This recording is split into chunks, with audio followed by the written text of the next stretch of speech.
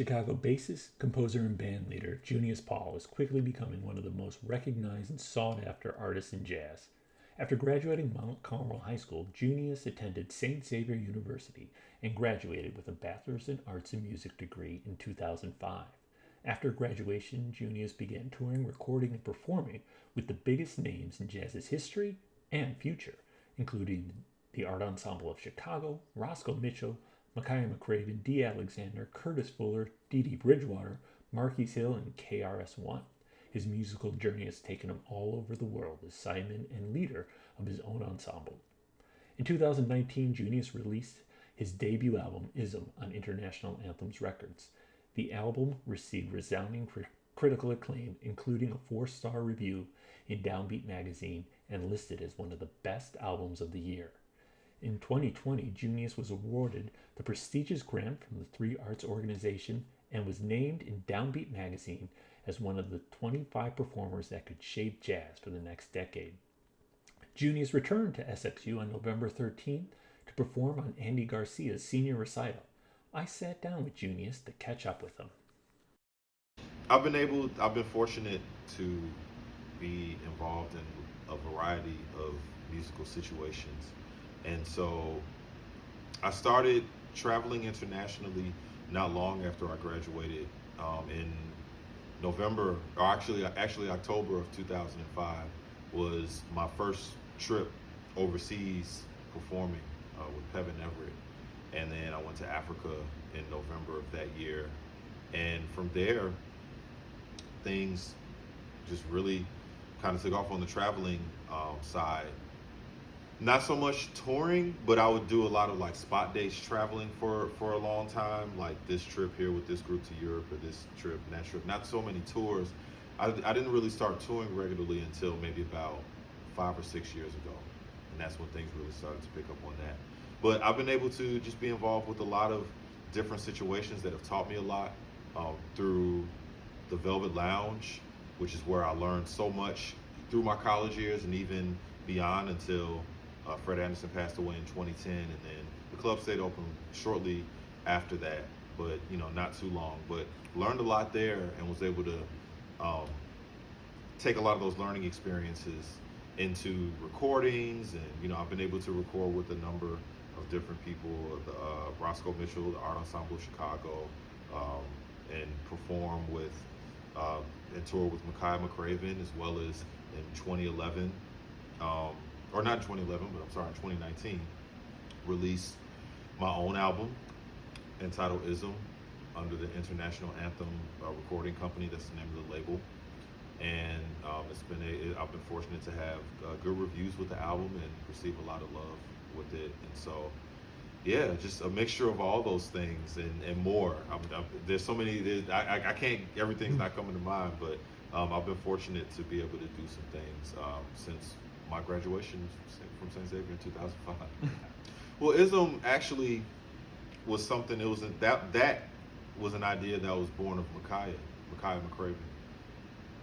When we started recording together around like 2014, there was a series of gigs at this place called the Bedford in Chicago, and that was how the In the Moment album, the first album that he released on International Anthem, that was how that album came about, was through a series of gigs that we did that just got recorded at this place called the Bedford on Ashland and Division. And anyway, from there, he would his editing. He has a certain editing style to his music, and so when he would be at home editing and putting things together, piecing things together, he would listen. He plays a little bit of bass himself, as well as being a stellar drummer and producer. Micaiah plays a bunch of instruments, but he would separate my bass lines and listen to the lines, and anytime I'd be over his house, he'd be like, "Man, listen to this stuff," and I'd be like, I would never remember that it was me. I'd be like, "Who's that?" He's like, "Man, that's you." I'd be like, "Oh man," and he'd be like, "Yeah, man, you always have these like isms that he would love to use in the editing process and put them in different parts of songs." So that's how the whole isms thing came about, from these like Junius Paul isms, as he would call them. And so, and for his later projects, it will be kind of the same vibe. And so when my project, when it came time to name my album And I was thinking of some different names in my mind. And Micaiah, one day he just like called me up and was like, man, you should call it ism, because of all these Junius Paul isms that you have, all these isms that you have in your bass playing. And Micaiah co-produced the album, and so he's a big part of the sound of the album. And so the isms thing just kind of was born of that, and I like it. I feel like it fits the album, and I feel like it fits me, because when I go back and listen to the album, I'm like, oh yeah, it does have a lot of these Junius Paulisms, and it sounds like me, even though there's a lot of a number of people on the album. I feel like at least when I listen to it front to back, it sounds very much like me, even though there's all these different things that are included with the album. It was a natural process. When everything was done, when all the recordings were done, and I listened back, then that I realized, like, oh, okay, this does sound like my story through the years. But that wasn't something that I was going for in the creation process, because the creation process actually took over 3 years. I started in June of 2016 and finished in January of 2019. And so it took that long, took 2.5, almost 3 years to really finalize everything as far as recording. And I'm glad it did. It just took that long for it to all come together to be what it was. You can't force something like that. You just kind of have to let it be what it is, no matter how long it takes. And so yeah, when I listen back later, I definitely knew that, like, oh yeah, this sounds like whatever I've learned, and whatever experiences I've been able to be a part of or have been placed upon me, or whatever influences that I've been able to have. Yeah, it just, like I said, that was something later on that I realized. But in the process, you don't even think about it really like that. You're just like, because for the live sessions, they were all free. And so they would be like literally just all creative, on the spot, spontaneous, like we're just gonna play. And then when I got into the studio in 2019, there was still a lot of that, but mixed in with some compositions. But all the live stuff was just all spontaneous. And so yeah, I think when you're playing spontaneously, you have no choice but to be the sum of the influences in your life, because you don't really have time to like try to do something new or try to create something that's not there or whatever. You really kind of left out there to just be yourself and see what happens. That's the beautiful thing about it. Quite a bit. St. Xavier was huge as far as my development. I came here in 2000, and my first year, I was blessed to have some really great teachers all throughout. I was here for 5 years. I graduated in 2005, and in those 5 years, I was able to have some incredible instruction and just really great influences in school and even out of school. When I started doing gigs around like 19, 20 years old, and I was able to combine what I was learning on these gigs and at these jam sessions with what I was learning at school. I had an incredible bass instructor, Rich Armandi, while I was here. He was here all 5 years I was here, so I was able to really just be immersed in jazz, classical, all different types of music, because Rich Armandi is so well versed in so many different types of music. And so, he taught me so many different concepts and little things about playing the bass and about music and harmony. And I learned a lot of those same things even in my different classes about just like harmony, and how I could hear certain things, but coming here, I was able to I learned how to dissect those things and really make it all make sense, so that I could not only hear it, but also be able to break it down and process it a certain way, and then kind of use it how I want to use it, or whatever feels fit for the situations that I'm in. And so, and I had, again, Dr. Coos, Professor Lee, Dr. Bickle, Professor Morris. I mean, there's so many. Dr. McReynolds, who was here my first year, Dr. Janners, so many different musical influences that I've had. And I mean, even like the office staff, Annette was here while I was here. So, you know, it's kind of cool that there's still some staff here from when I was in school. You know, I can still kind of check in with that. And I think that's kind of cool. And I mean, there's other professors like Julie Goldberg, who was my guitar. There's so many people, you know, and that had a great influence on me while I was here. And just even the school itself, you know, I had a really great experience here at St. Xavier. It was a really great learning environment. You know, it was really cool. I had peers that inspired me as well. We all inspired each other, and I still keep in touch with some of them. And yeah, so I mean, it was a lot that I don't want to leave them out either, because we pushed each other to be better. But you Actually, you know what my favorite memory was? And I've got a lot of great ones. I've got some incredible memories, but actually my favorite memory really doesn't have much to do with me. I was in the concert band.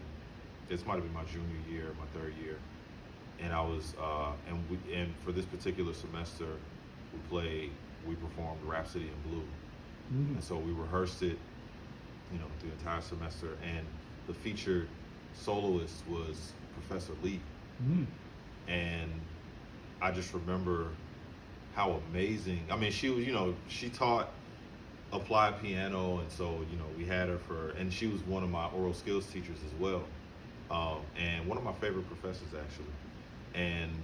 But I never really heard her like play like that before, and so to hear her play Rhapsody in Blue as the featured soloist, it just blew my mind, because she just played it flawlessly and with so much feeling. It was just, man, it was insane how well she played it. And I just that is one of the things that definitely sticks out to me, is just experiencing that level of artistry up close like that. You know, I mean, I had experienced great players and like that before, and seen some great players live, but to really be that close and see that, it just, as a college student, it stuck with me.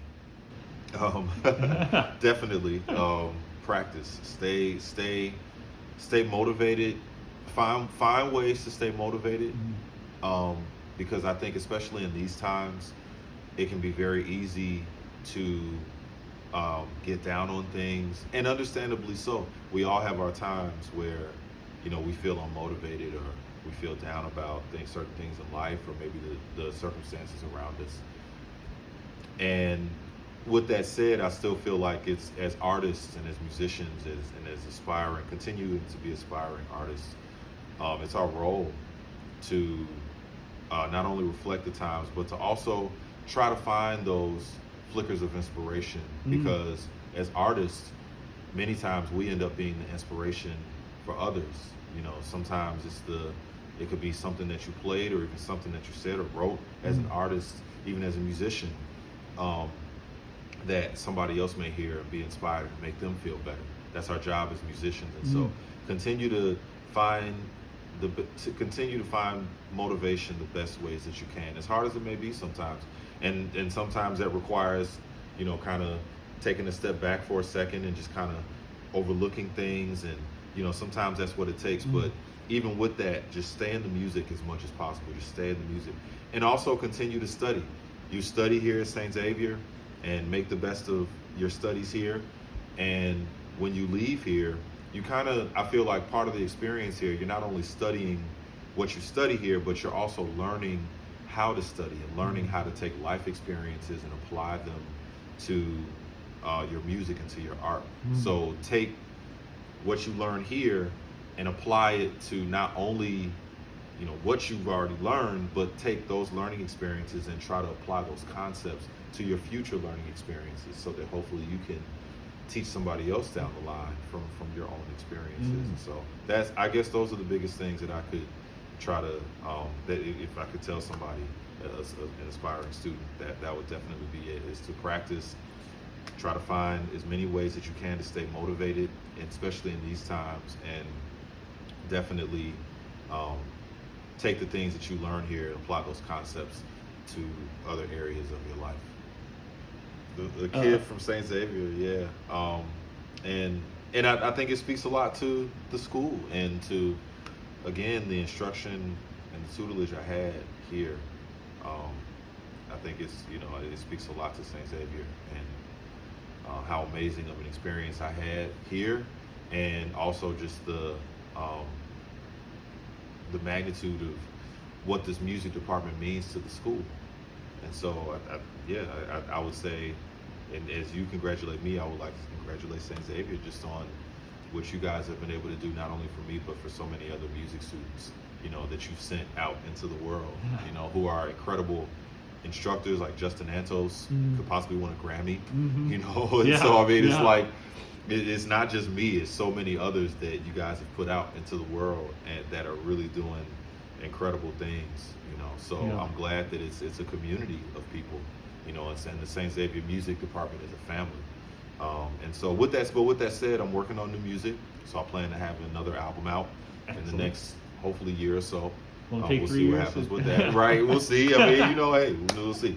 But I'm definitely working on new music and preparing for when things open up at some point, and just trying to stay on top of things so that I can, work as a musician under my own name and, continue to work with other bands and other artists. And so, just doing a lot of writing and recording, and I've been fortunate to be on a couple of projects that have recently come out. Marquise Hill's album came out today, Soul Sign, and a few other things. And so just grateful for those things. So just trying to keep the line moving.